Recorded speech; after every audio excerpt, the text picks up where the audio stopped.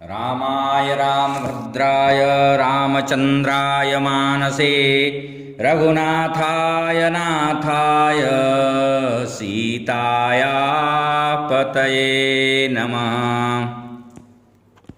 कालकुलालय में अनवरत चल रहे इस ज्ञान यज्ञ में आप सभी सुजनों का हार्दिक अभिनंदन है। आज हम इस क्रम में आपको शिखा की वैज्ञानिक पृष्ठभूमि क्या है, शिखा की वैज्ञानिकता क्या है, इस विषय में कुछ अपना अभिमत प्रस्तुत करने जा रहे हैं। शिखा और यज्ञोपवीत ये दोनों हिंदू संस्कृति के बाह्य चिन्ह हैं और शास्त्र मूलक हैं। लिखा है, चूड़ा कर्म द्विजातीनां सर्वेषामेव धर्मतः प्रथमेब्दे तृतीये वा कर्तव्यं श्रुतिचोदनात्। वेद के कहने से, वेद के आदेश से शिखा रखना कहा गया है। वेद के दो भाग हैं, एक मंत्र भाग, दूसरा ब्राह्मण भाग। मंत्र भाग भी कहता है शुक्ल यजुर्वेद का, यत्र बाणा संपतन्ति कुमारा विशिखा इव। विशिखा का आशय है गोखुर के परिमाण की शिखा वाले, गोक्षुर बराबर शिखा होनी चाहिए। यजुर्वेद का ही अगला मंत्र है, आत्मनुपस्थे च वृकस्य रोम मुखे स्म श्रोणि न व्याघ्र रोम केशा न शीर्षन यशसे श्रियै शिखा सिग्गुं हसलोम त्विखिरिन्द्रियाणि। यहां पर श्रियै शिखा, सी हेतु शिखा धारण करना चाहिए। इस प्रकार शिखा रहित शून्य अर्थात श्रीहीन है। यजुर्वेदीय तैत्तिरीयोपनिषद के शिक्षाध्याय में भी कहा गया है कि शिखा केशों का मूल, कपाल का मूल भाग है, मध्य भाग बहुत ही अनिवार्य भाग है। सुषुम्ना नाड़ी अपने मूल स्थान से होती हुई ललाट के मध्य में विचरण करती है। योगी लोग इसी स्थल को सुषुम्ना का मूल स्थान कहते हैं और आयुर्वेद में मस्तुलिंग कहा जाता है। मस्तुलिंग के अग्रभाग को योग विद्या निष्णात ब्रह्मरंध्र कहते हैं। वैद्य लोग मस्तिष्क भी कहते हैं। शरीर के सभी अंगों में अब सिर प्रधान अंग है और शरीर में जितनी भी व्याप्त नाड़ियां हैं, सिर से सबका घनिष्ठ संबंध है। सिर में दो शक्तियां विद्यमान रहती हैं, पहली ज्ञान शक्ति, दूसरी कर्म शक्ति, और उन दोनों शक्तियों की परंपरा प्रवहमानता शरीरस्थ नाड़ियों के द्वारा पूरे तन बदन में होता है। इसलिए शरीर में भी ज्ञान और कर्म ये दो विभाग किए गए हैं और इन दोनों विभागों का जो मूल स्थान है वही मस्तुलिंग सुषुम्ना का मूल स्थान है। मस्तुलिंग कर्म शक्ति का केंद्र है और मस्तिष्क ज्ञान शक्ति का। मस्तिष्क के साथ सभी ज्ञानेंद्रियां, कान, नाक, आंख, जीभ, त्वचा, इन सबका हाथ, पैर, गुदा, इंद्रिय, वाणी इत्यादि कर्मेंद्रियों का गहरा संबंध है। और जो साधक होता है किसी भी तरह से इन सब के प्रति उदासीन इसके प्रति नहीं होता। दोनों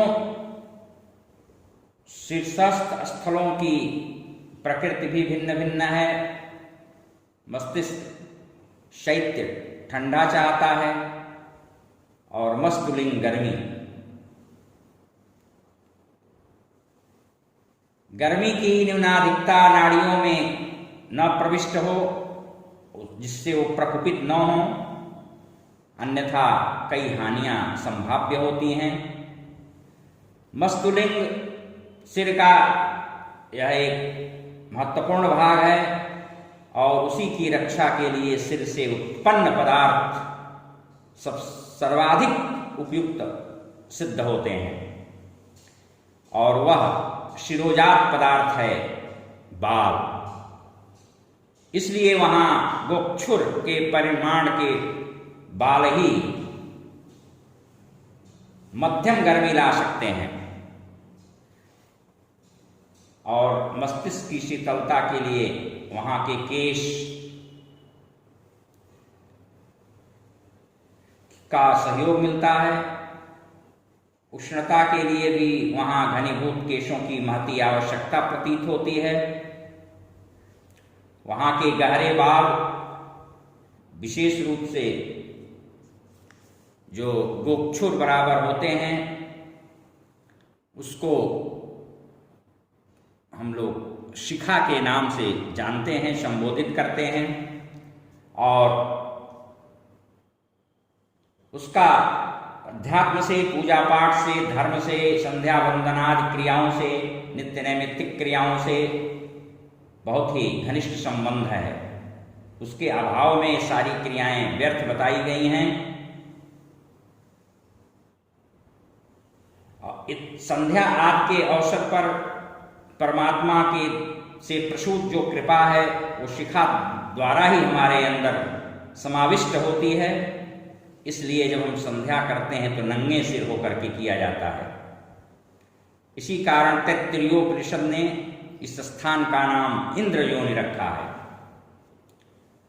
अब एक प्रश्न स्वाभाविक रूप से निसर्गतः समुल्लसित हो सकता है, उठ सकता है कि यदि इतना इसका महत्व है हर तरफ से, तो फिर सन्यासी लोग क्यों नहीं रखते हैं? सन्यासी का मतलब ही होता है सम्यक न्यस्तम इति सन्यस्तम, जिसका सम्यक भली भांत सभी चीजों का शिखा सूत्र विनष्ट कर दिया गया हो गया हो, उसकी कोई आवश्यकता ही न रह जाए। सन्यासी उसको कहते हैं जहां शिखा और सूत्र की भी कोई आवश्यकता न हो। अब इसमें भी विज्ञान है। वह विज्ञान यह है कि प्रायः करके हमारे यहाँ सन्यास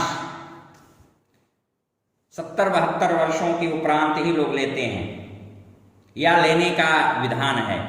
अन्य आश्रमों से होकर वहां तक पहुंचने का क्रम है। आयु की वृद्धि हो जाने के कारण अधिक मर्मस्थल जो शिखा स्थल है उसकी त्वचा कठोर हो जाती है और शिखाजन्य लाभ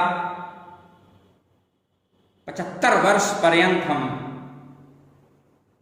लिए रहते हैं। उससे प्रसूत जो हमें तात्विक लाभ मिलता है वह सारे शरीर में व्याप्त हो गया होता है। इसलिए संन्यास में कर्मकांड इत्यादि सब कुछ समाप्त हो गया होता है। इसलिए शिखा और सूत्र का त्याग संन्यास में सार्थक प्रतीत होता है। वैसे भी सारी सृष्टि का जो मूल है वह अग्नि है, और अग्नि का स्वरूप उसकी शिखा से व्यक्त होता है, इसलिए अग्नि को शिखी भी कहा जाता है। अग्नि यदि शिखाहीन हो तो हवन निषिद्ध माना गया है। जब वह शिखी होता है तब किसी की शक्ति, उसमें शक्ति की पूर्णता होती है सर्वांग।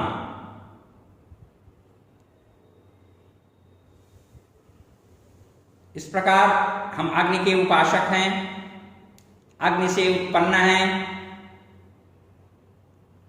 और हम उसकी उपासना भी करते हैं, और अंततो गत्वा हम उसके स्वरूप में विलीन हो जाते हैं। और यह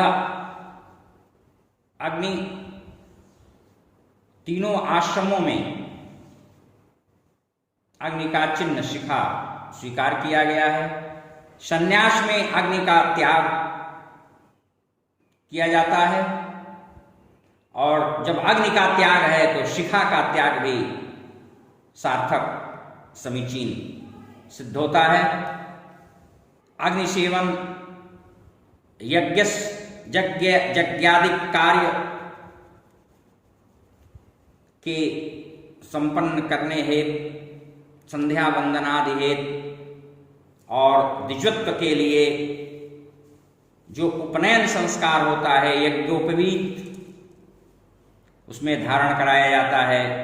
बिना उसके हमको ब्रह्मयोनि गायत्री की उपासना करने का अधिकार नहीं मिलता है, संध्या वंदनादि करने का अधिकार नहीं मिलता है। संन्यास, अंतिम आश्रम जो हमारा संन्यास आश्रम है, उसमें अग्निमय संसार से भी हमारा संबंध नहीं रह जाता। यही कारण है कि सन्यासी का अंतिम संस्कार जब होता है तो उसको अग्नि से नहीं जलाया जाता। उपयुक्त हमारे तथ्यों तथ्यों का विपरीत विषय वस्तु आप समझ गए होंगे। अब आइए शिखा की कुछ और विशिष्ट महत्वपूर्ण उपादानों की चर्चा की जाए। यजुर्वेद अध्याय 3 मंत्र 331 के अनुसार चूड़ाकर्म संस्कार बल, आयु, ओज यानी तेज और ऐश्वर्य, उत्पादन शक्ति आदि की वृद्धि के लिए किया जाने वाला 8वां संस्कार माना गया है। इसे चूड़ाकरण संस्कार कहते हैं। इसके पूर्व के जो 7 संस्कार संपादित किए जाते हैं वे दोष परिमार्जन की श्रेणी में समावृत्त होते हैं। चूड़ाकरण उपनयनादि 4 संस्कारों द्वारा उसमें गुणाधान होता है।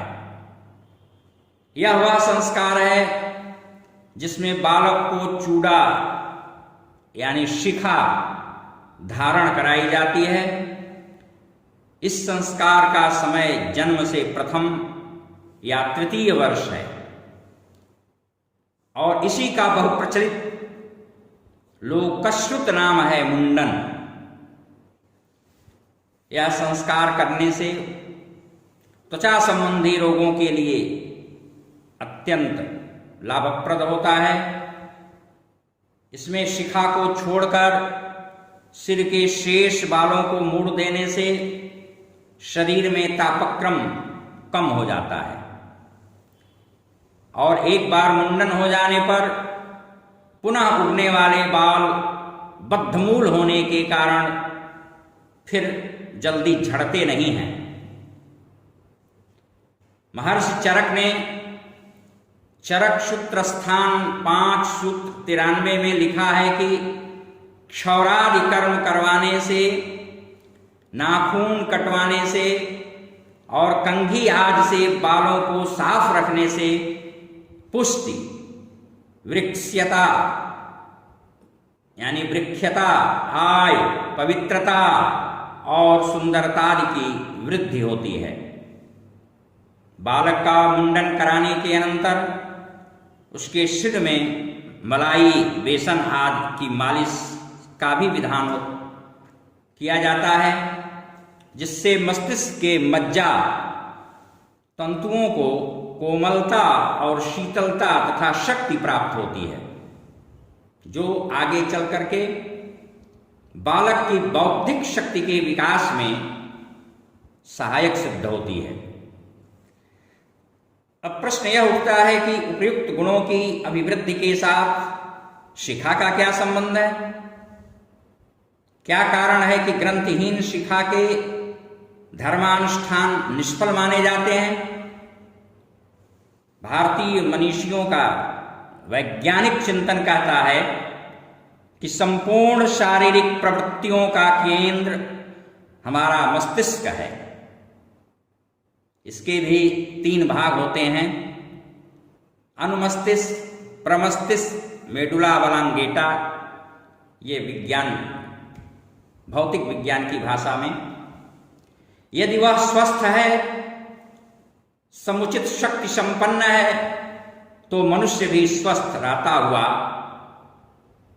जीवेम शरदः शतम शतायु हो सकता है। यह स्थान ज्ञान शक्ति का पुंजस्थल है, कोषागार है। उसकी रक्षा है और उसको प्रबल तथा जागरूक रखने के निमित्त ही महर्षियों द्वारा आविष्कृत यह अमोघ वरदान शिखा के रूप में समाज को हमें प्राप्त हुआ है। मानव शरीर में अनेक छिद्र हैं, सिर में भी एक गुप्त द्वार है, जिसे शास्त्र की दार्शनिक भाषा में हम दशम द्वार कहते हैं। इसकी रक्षा के निमित्त ही शिखा रखी जाती है, ताकि धर्मानुष्ठान के समय इस मार्ग से वातावरण उपार्जित आध्यात्मिक शक्ति का विनाश न कर सके। ये तदर्थ द्वार बंद करने की भांति शिखा में ग्रंथि बंधन किया जाता है, गांठ लगाया जाता है। विद्युत शास्त्र का यह अटल सिद्धांत है कि नुकीले पदार्थ विद्युत शक्ति का भेदन कर देते हैं। वर्तुलाकार घेरेदार आबद्ध पदार्थों पर विद्युत सहसा संक्रांत नहीं होती। इसलिए ऊंचे ऊंचे हिंदू मंदिर के शिखरों पर नुकीली लौह शलाका का लगाना भी आकाश से गिरने वाली बिजली के वेद को अवरुद्ध करने के अभिप्राय से ही है। भारतीय ऋषियों ने मंदिरों के शिखरों पर चक्र, त्रिशूल या कलश की आकृतियां बनाकर वर्तुल वेद सिद्धांत से बहुत लाभ उठाया है। और अधिक गहन विज्ञान पयोदधि में यदि हम गोता लगाते हैं तो इस संदर्भ में अनेक शोध दृष्टियों का सूक्ष्म उन्मेष होता है, जो हमारी परम पवित्र ऋतंभ्रा प्रज्ञान तपस्वियों की नवनोन्मेष शालिनी प्रज्ञा प्रसूत नीरक्षीर विवेकी वैज्ञानिक दृष्टि को प्रमाणित करता है। शिखा हमारी ज्ञान शक्ति को चैतन्य रखती है। विज्ञान का अनुमोदन है कि काली वस्तु सूर्य की किरणों से अधिक ताप और शक्ति का आकर्षण किया करती हैं। काली वस्तु में सूर्य रश्मियों को सविशेष आत्मसात करने की शक्ति विद्यमान होती है। अस्तु ऋषियों ने बुद्धि केंद्र मस्तिष्क पर गोक्षुर यानी गोखुर के बराबर बालों का गुच्छ यानी समूह, बालों का समूह, सघन समूह रखने का प्राविधान किया है। यह शिखा काले रंग का होने के कारण सूर्य से मेधा प्रकाशनी शक्ति का विशेष आकर्षण करके ऊर्ध्वाभिमुखी वृद्धि को और भी उन्नत करने में सहायक सिद्ध होती है। शिखा स्थान के ठीक नीचे मज्जा तंतुओं द्वारा निर्मित बुद्धि चक्र और उसके ही समीप ब्रह्मरंध्र हैं। इन दोनों के ऊपर सहस्त्रदल कमल में अमृत रूपी ब्रह्म का अधिष्ठान है। शास्त्र विधि से जब मनुष्य उस परम पुरुष परमात्मा का ध्यान करता है, तब उसके अनुष्ठान से समुन्नत अमृत तत्व वायु वेग से इस सहस्त्रदल कर्णिका में समाविष्ट प्रविष्ट हो जाता है और शिर से बाहर निकलने का प्रयत्न करने लगता है।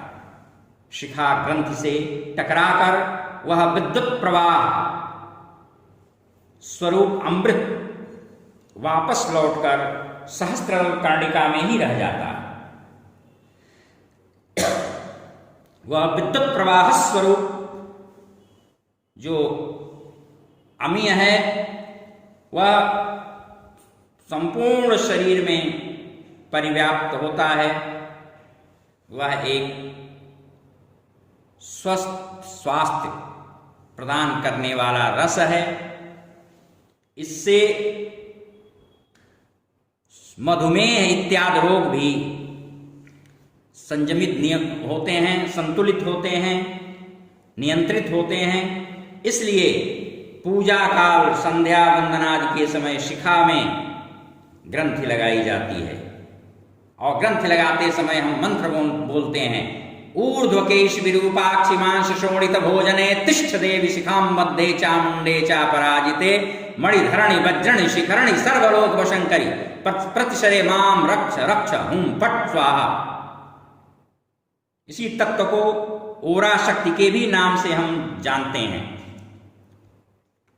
सतत चिंतन या ध्यानादि के द्वारा शरीर में एक अन्य अदृश्य शक्ति का प्रादुर्भाव प्रायः हो जाया करता है, जिसे ओज शक्ति के नाम से जाना जाता है। इसलिए शिखा बांधकर अनुष्ठान करते हुए हम ऐसी दशा में आ जाते हैं कि हमारे शरीर में विद्यमान शक्ति जो रोमावलियों द्वारा बहिर्गत होकर क्रमशः क्षीण होती जाती है, वह विनष्ट न हो और हम प्रकृति से अन्य शक्ति का आकर्षण सुगमता पूर्वक कर सकें। स्वामी दयानंद जी ने धर्म विज्ञान नामक ग्रंथ में लिखा है, ध्यान के समय ओजः शक्ति प्रकट होती है। किसी वस्तु पर चिंतन एकाग्र करने से ओज शक्ति उसकी ओर दौड़ती है। यदि परमात्मा पर चित्त एकाग्र किया जाए तो मस्तक के ऊपर शिखा के रास्ते ओजः शक्ति प्रकट होती है। परमात्मा की अतुलनीय शक्ति उसी पथ से अपने भीतर आया करती है। भारतीय ऋषियों चिंतकों का यह चिंतन है कि जिस स्थान पर शिखा रखी जाती है उसे पिनल ज्वाइंट कहा जाता है। इसके नीचे एक विशेष प्रकार की ग्रंथि होती है जो पिट्यूटरी कहलाती है। इस ग्रंथि में एक विशेष प्रकार का रस बनता है जो स्नायुओं द्वारा संपूर्ण शरीर में परिव्याप्त होकर शरीर की वृद्धि और पुष्टि करता है, रोगों से प्रतिरोधक क्षमता उत्पन्न करता है। शिखा द्वारा इन ग्रंथियों को अपना कार्य करने में बहुत ही सहायता प्राप्त होती है एवं चिरकाल तक वे अपना कार्य यथावत सही ढंग से संपादित करती रहती हैं। इससे मनुष्य दीर्घ काल तक स्वस्थ जीवन व्यतीत करता है और उसकी ज्ञान शक्ति अक्षुण्ण बनी रहती है, स्मृति उसकी अक्षुण्ण बनी रहती है और बुद्धि मेधा तीव्र और विलक्षण होती है। यह पहले भी कहा जा चुका है कि शरीर में एक मुख्य नाड़ी है, उसको सुषुम्ना नाड़ी कहते हैं, जो मस्तिष्क में जाकर समाप्त होती है। इसके उत्कृष्ट रंध्र भाग शिखा स्थल के ठीक नीचे खुलते हैं। यही स्थान ब्रह्मरंध्र है और बुद्धि तत्व का मूल केंद्र है। साधारण स्थिति में जब हम हमारे शरीर के अन्य रोम पसीने आदि द्वारा शारीरिक ऊष्मा को बहिर्गत करते हैं, तब सुषुम्ना केंद्र के बालों द्वारा तेजो निःसरण होता है। उसी को रोकने के लिए शिखा में ग्रंथि का विधान है। फलता हुआ तेज शरीर में ही अवरुद्ध होकर मन मस्तिष्क को अधिक उन्नत कर सके, आप्यायित कर सके। सुश्रुत के 6वें अध्याय 71वें श्लोक के अनुसार मस्तिष्क के भीतर ऊपर को जहां पर बालों का आवर्त, जिसे भंवर कहते हैं, होता है, वहां संपूर्ण नाड़ियों और संधियों का सन्निपात है, यानी मेल है। उसे आयुर्वेद की भाषा में अधिपति मर्म कहा जाता है। शिखा इस अत्यंत कोमल मर्मस्थान के लिए भी प्रकृति प्रदत्त कवच सिद्ध होती है, जो उग्र शीत व आतपाद से इसकी रक्षा करती है। शिखा आर्य जात का परम पवित्र सामाजिक चिन्ह है। अनेक पाश्चात्य वैज्ञानिकों ने भी इसकी महत्ता सत्ता को स्वीकार करते हुए इसकी वैज्ञानिकता की मुक्त कंठ से प्रशंसा की है। इस प्रकार शिखा की तात्विक वैज्ञानिक अवधारणा सुस्पष्ट है।